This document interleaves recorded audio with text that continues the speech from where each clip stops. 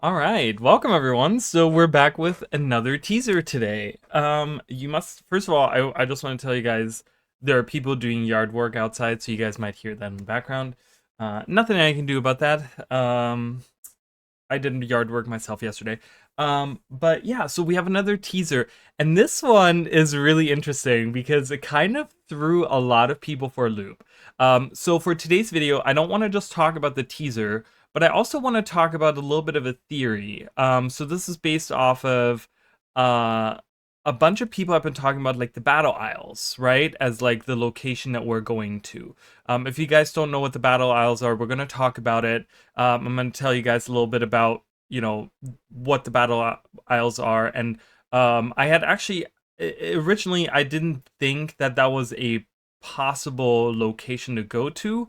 But now, kind of thinking about everything that's been going on and like all the stuff together, it kind of starts making a little bit more sense.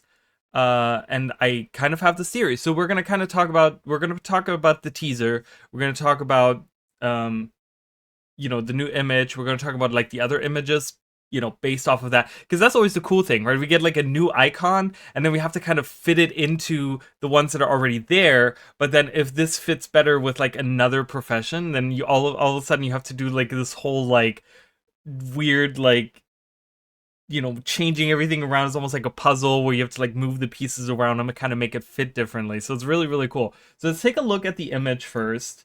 I'll pull it up, y'all. Apparently you guys can't see it. Hold on, let me make sure that there it is. Okay. So that is the image. I'm gonna get rid of that. So that is the image, okay? So immediately, it's really funny because many people immediately said assassin, okay? So, and I understand where a lot of people are coming from. So with the blog post we had yesterday, we got the reveal of the Paragon and the Ritualist coming back, right? Which were two professions in Guild Wars 1 that a lot of people have been asking for, right? So automatically, many people were kind of thinking, okay, are we going to get Dervish? Are we going to get Assassin, right? Like, those were the other two very unique professions in a way to Guild Wars 1 that we haven't really gotten in Guild Wars 2. But, like, the Assassin, we kind of already have that, right? Like, the Thief is kind of the Assassin. So now, a lot of people are thinking, well, is this like an elite spec for the Thief that deals with more of the dagger play? And I will say I kind of disagree with that. What this looks like to me, I obviously it's a dagger, right? We can tell it's a dagger. There's not much we can really, you know, it's a weird crooked dagger. It's not a straight dagger that has usually been depicted with the thief up until now.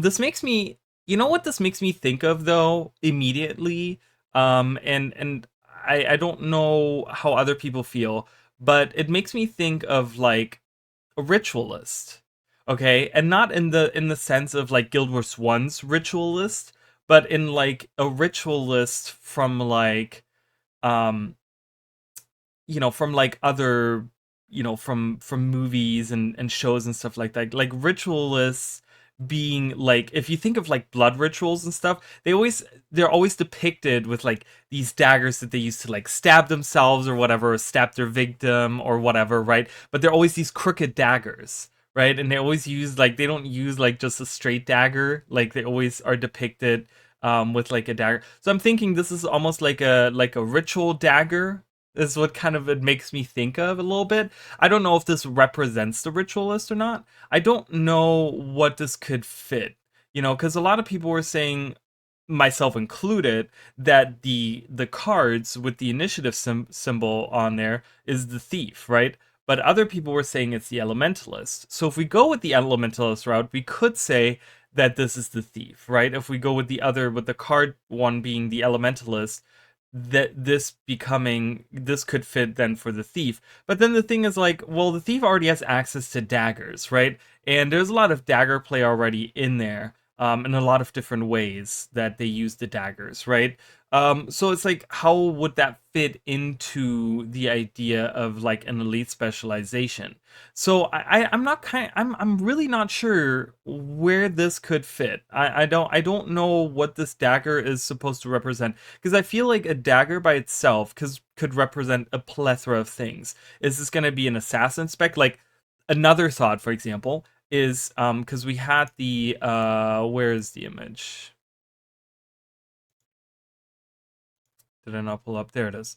So we had this image, right? And a lot of people were saying like, oh, maybe this is like a dagger for the Revenant, right? Like this being like an elite spec of some kind of demon or something, someone that we channel as the Revenant, and we get daggers and whatever, right? But what if this is the Revenant legend, where we're channeling some kind of uh assassin type person, right? Someone was saying, I think this was on Discord, one of our on the Discord server, someone was saying like, um an assassin spec for the Revenant where we channel Nika. I don't remember who it was, but it was one, or maybe it was in the comments. I don't remember, but somewhere someone said this. Okay, this didn't come from me, someone else, so credit to them. But that's an interesting thought, right? To think that maybe, we get like an assassin spec where we channel Nika, who was this prominent assassin in Guild Wars 1. She was actually working for the Obsidian Flame, which was this guild that in Cantha was actually helping out the people. But she was an assassin of that guild, and she was actually like a good assassin, right? But she was also the descendant of, oh god, I forgot her name. But the one that defeated Shiro originally, right? So they kind of have like this bloodline going on or whatever. And Nika, you can actually see her spirit in Guild Wars 1, or in Guild Wars 2, I'm sorry, when you go to Cantha and you do the jumping puzzle in New Kaineng, in the old Kaineng section of New Kaineng. You can actually meet her spirit there, and you can kind of talk to her about whatever, like what you're doing there and stuff. But yeah, so I don't know, right? This could go like a lot of different ways. Like this could be the ritualist. This could be something completely different. This could be a revenant thing. This could be something like almost necromancy as well. Like if we're not doing, if the ritualist goes to, let's say the ritualist goes to, because we know the Paragon of Ritualists are coming in, right? So what if the Ritualist is going to the Revenant instead of the Necromancer, right? A lot of people have been saying, oh, Ritualist is coming, I can't wait for my Necro to become a Ritualist. But there was, I will tell you guys, early on in Factions in Guild Wars 1, when you did the training mission of a Ritualist, there's actually like the tutorial mission, there's actually like this kind of almost like discord going on between the necromancers and the ritualists, because your one ritualist trainer, he will actually point out, he will actually say like, oh yeah, necromancers, they're like, they're sloppy and they're just whatever, we're more intricate and we're way more like developed, and like, they're like the snobby kind of like, undead summoners, right? Are the ritualists, like we're our magic is way more intricate and it's way more we're not like the necromancers, right? The necromancers are kind of like, they're sloppy and they're just like whatever, they deal with the gross dead bodies and stuff. We deal with the spirits, so there's a little bit of that. So obviously that doesn't have to necessarily play into it, but if we go that route, we could even say that if this is a ritualist dagger, we could say that like this could be a legend for the Revenant, and then the Necro could get something completely different. Because when we look at this icon, right, this icon is, I was thinking like the swirly gig, like I was saying this, I think on the Discord server again, the swirly gig is like, oh yeah, that's definitely like a that's what the necromancer represents, but the necromancer spec or whatever, right? Like I think a lot of people are leaning towards that, but like, I don't know, right? Like if the necromancer gets ritualist, then this could kind of fit, but so this could be like a revenant thing. Like if this one is the ranger, like I was saying, and a lot of other people were saying, like if this is the ranger one, this could definitely fit for like a revenant that is channeling someone that uses a dagger like this. And it could be an assassin, it could be a ritualist, it could be like anything, you know? So I don't know. I'm kind of leaning like a lot of different ways that I could see this work out. I couldn't tell you, just with the way that it's positioned. It looks like a dagger to me. It's a short blade or whatever, but I don't know what this could be. So let me know what you guys think on that, because I think, you know, and that's the thing, and that's exactly what I was kind of talking about before when we were talking about like these speculations on elite specializations and stuff. Because we're kind of starting to get to the point where now we have to fit in these pieces, these last final pieces, because we only have like a few more days left, right? And a few more like elite specs that we can kind of theorize on, you know. So where does it all kind of fit in, right? Like, and it's like, oh, okay, could this fit here? And da da da da da da da. So what do you guys think? Like, like I said, I'm thinking like this might be like, I'm thinking ritualist, but I'm thinking like Revenant is gonna get a ritualist. That's what I'm thinking. So I don't know, but yeah. Anyways, because when we look at this image too, right? Like we got this image. This is the preview image. If you guys didn't watch yesterday's video, this was like the Paragon and the Ritualist were kind of confirmed. So I had this pulled up for I don't know whatever reason, but yeah. So this is these are coming in. I'm guessing the helmet. Is representative of the Paragon as of right now. I feel like, because I still find it weird that they would choose a helmet when in Guild Wars 1 specifically, like the Paragon had crests on their heads. But yeah, you know, I mean, I get it, because the icon is just supposed to represent the elite elite specialization, but not necessarily like be part of that or whatever, you know. So you can take it 100 million ways. But yeah, anyways, so the other thing I wanted to talk about, and I actually have a map pulled up here. You can actually pull this up if you look up like Guild Wars 2 map. You know, you'll find this is like the first one, and you can have like different things showing and stuff. I just wanted to have like the regular names showing of all the different regions and stuff. If you guys, oh, I love that the world bosses, I have those turned off, but somehow there's like this bug going on where they still pop up. So but anyways, so if you guys didn't watch, just so you guys know, if you guys are new to the channel, I did make it, see that pop back up, and this one too. So world bosses are just randomly popping up on this, even though I have it disabled. But yeah, if you guys are new to the channel, I did make a series of videos recently that talked about the different regions. So I had Ascalon, Shiver Peak Mountains, Kryta, Tarnished Coast, Maguma Jungle, Maguma Wastes, I think I had. Tarnished Coast, I didn't have Maguma Jungle. I had Tarnished Coast, Maguma Wastes, I had Sea of Sorrows, Steamspur Mountains, Ruins of Ore. I think those were the ones, right? I made like a video of these where I kind of described all these regions. So if you are new to the game and you want to find out more about the regions that you're in, go check that out, because I do talk about like Guild Wars 1 and Guild Wars 2, and like, you know, the timeline of the important events that are happening. I talk about each of the different maps and how, like, what goes on in each of the specific maps and how that kind of fits into the bigger picture of that region and stuff. So I will recommend that. But the reason I pulled this up is because we've been talking about where we're going, right? And one of the things in the first video that we talked about of this whole, like, you know, discussion about these elite specializations and stuff, one of the things was that I pointed out the background image, and we talked about the background image, how it looks tropical and all this stuff, right? And I talked about how Orestes and Darda, you know, specifically Orestes left a letter saying that him and Darda would be leaving and going to the continent over here, right? Which is the Western continent. And I said, well, you know, we could be seeing that as the, like, this is where we're going for the expansion, right? Someone pointed out that it could be like down here as well, which that could be totally true as well. But then there's been a lot of discussion about a specific location. Now, this set of islands here, okay? Now, and like I said, if you didn't play Guild Wars 1, you won't know exactly what this is. You will have heard it maybe in passing. You will have people, you know, probably have heard people talk about this.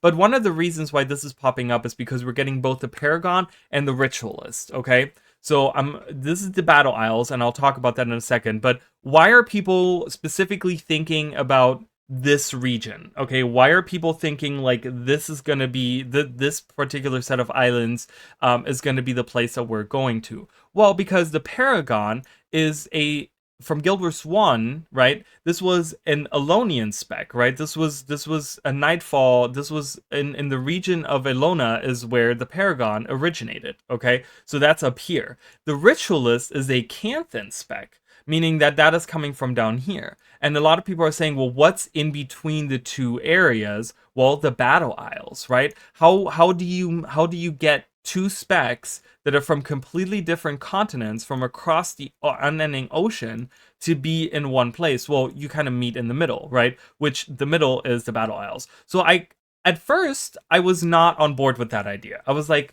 huh, that seems very simplistic. That seems very like on the nose, and that seems like kind of strange. But then I kind of thought about it, and the reason why I'm thinking that this could be true, that this could be where we're going, um, if you guys remember the story, okay, so let's talk about the Battle Isles before I talk about the story. So the Battle Isles in Guild Wars 1 were an area that was designed to be like the PvP area. Okay, this is almost like the mists, right? Like when we go to the PvP lobby in Guild Wars 2, right? We're like in the mists and we have like a PvP lobby and you can like, you know, do your PvP stuff there, right? Guild Wars 1 had the Battle Isles. This was the area that you would come to if you were gonna do any type of like PvP matches and stuff like that. You would come over here. There's a lot of other services and stuff. Like one of the things that was really cool about this area was there was a menagerie. So for all the rangers could come here and they could drop off their pets and stuff. And they could like charm different pets if they had like dropped off pets and stuff, and they could kind of like see their pets like living in the environment and stuff. And it was this like really cool area that dealt with just the pets, right? It was like a whole thing about pets, and that was really cool, and I love that idea. And I kind of wish that was a thing in the game anyways. Like I kind of wish we had a place like that. But yeah, the thing was, so in Guild Wars 1, like everyone could have a pet, because there in Guild Wars 1, dual classing was a thing, meaning that I could be one profession and I could always be a ranger secondary, meaning that I could always have a pet, right? So any profession in Guild Wars 1 could have a pet, which was kind of cool because right now like as I'm playing Guild Wars 1 right now, I actually have like pets. All of my people in my group have pets, and we're kind of build on like this pet army and stuff. It's really cool. It's really fun.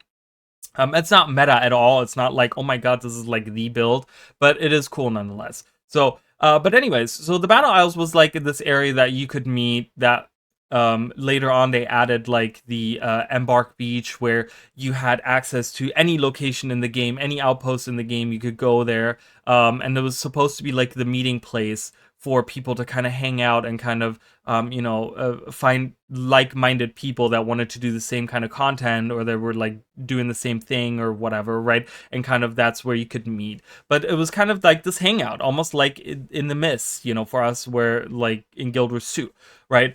So why is that important? Well, the Battle Isles were always represented by Balthazar, right? Balthazar is the god of war and the god of conflict, right? Or he was, in up until Path of Fire, right, when we killed him. But the thing is, like, it was always represented as like those were his isles, right? The if you guys play Path of Fire, or Season 4 even, you'll have heard of the Zaishin, right? The Zaishin being his followers, right? And that's where they originated, I believe. I don't know if they originated there. I think they were originally Canthan, I want to say. But they hung out on the Battle Isles. Like that is where their like headquarters was, right? Because they were like these followers of Balthazar, and they hung out on the Battle Isles, okay? And that was the place to be. Now, here's the thing. So there is a connection between what is currently going on and the Battle Isles, okay?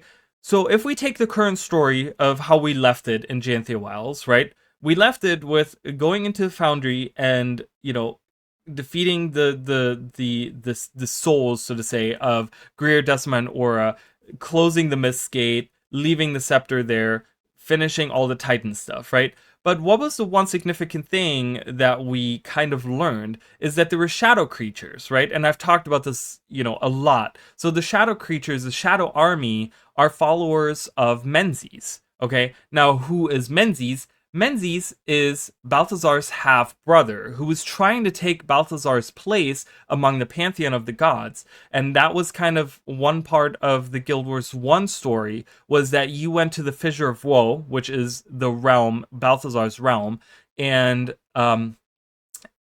you would help Balthazar's champions, like his Eternals or whatever they were called, you would help them fight off Menzies' shadow army. Okay, that was kind of like one of the endgame things that you could do in Guild Wars 1.